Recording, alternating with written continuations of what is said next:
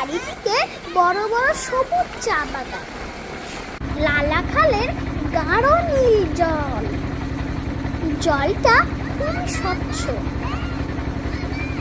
সাদা পাথরের কাচের মতো চকচকে জল, যে জলে গোসল করে শান্তি। এগুলা সবই আছে সিলেটে। আমাদের সিলেট ট্যুরের দ্বিতীয় পর্বের গল্প বলবো। আমরা হোটেল রুম থেকে ফ্রেশ হয়ে ঘুরতে বের হলাম। আমরা প্রথমে ঘুরবো ভোলাগঞ্জ সাদা পাথর। 3 ভাই বোন ভীষণ এক্সাইটেড ছিলাম। নতুন শহরে ঘুরতে অনেক ভালো লাগছিল, যদিও ডিসেম্বর মাসে খুবই শীত ছিল। তারপরেও আমরা পানিতে ভেজার প্রিপারেশন নিয়ে সাদা পাথরে যাচ্ছি। আমার খুব এক্সাইটেড লাগছে। সাদা পাথরে যাচ্ছি। আমরা পথে যেতে যেতে জুস কিনে নিলাম। ও ওয়াটারমেলন। আর তোরটা দে। তারপরে আমরা ভোলাগঞ্জ সাদা পাথরের উদ্দেশ্যে রওনা হলাম। আমরা একটা সিএনজি রিজার্ভ করে নিয়েছিলাম। আমরা সবুজ প্রাকৃতিক পরিবেশ উপভোগ করেছিলাম। ওই যে দেখা যায় ওটা সিলেট এয়ারপোর্ট।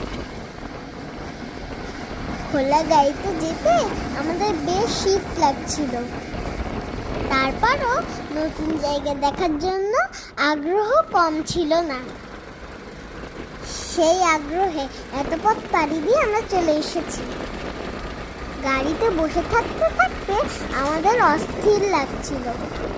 মনে হচ্ছিল কখন পৌঁছাবো সাদা পাথর। যেতে যেতে বিকাল শেষ হয়ে যাচ্ছিল, তাই টেনশন ছিল সন্ধ্যা না হয়। আমরা পৌঁছে গেছি। আমরা গাড়ি থেকে নেমে আগে সানগ্লাস কিনলাম। 3 ভাই বোন 3টা সানগ্লাস কিনলাম 300 টাকা দিয়ে। আমরা সবাই যার যার পছন্দের সানগ্লাস কিনেছিলাম। তারপর সানগ্লাস পরে ফেললাম। এখন আমরা দৌড়ে যেতে লাগলাম নদীর ঘাটে। বাবা নৌকার টিকিট কাটতে গিয়েছিল। আমাদের বলল তোমরা ঘাটের দিকে এগিয়ে যাও। আমরা মহা আনন্দে নৌকার দিকে দৌড়াতে লাগলাম। দারুণ মজা হচ্ছিল। আমরা 3 ভাই বোন এক দৌড়ে ঘাটে চলে গেলাম। বালির মধ্যে দৌড়াতে খুবই মজা লাগছিল। আমার আপু তো আনন্দে নাচ শুরু করলো। আমরা আমাদের মনের মতো করে আনন্দ করছিলাম। আম্মু বলেছিল ট্যুরে আসলে মন খুলে আনন্দ করতে হয়।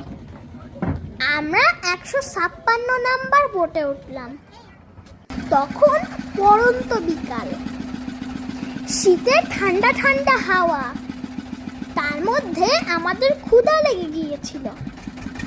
তাই আম্মু আমাদের জন্য কিছু খাবার কিনেছিল। আমরা একটু পরে খাবারগুলা খাবো। তার আগে আম্মু একটু বলল প্রাকৃতিক পরিবেশ এনজয় করতে।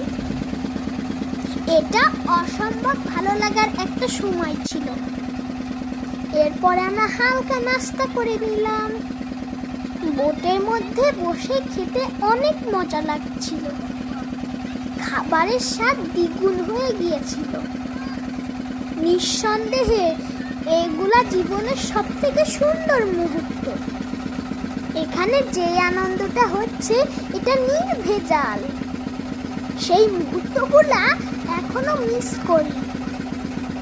কথা বলতে বলতে আমরা ঘাটে পৌঁছে গেলাম। পরবর্তী গল্প অন্যদিন বলবো। আল্লাহ।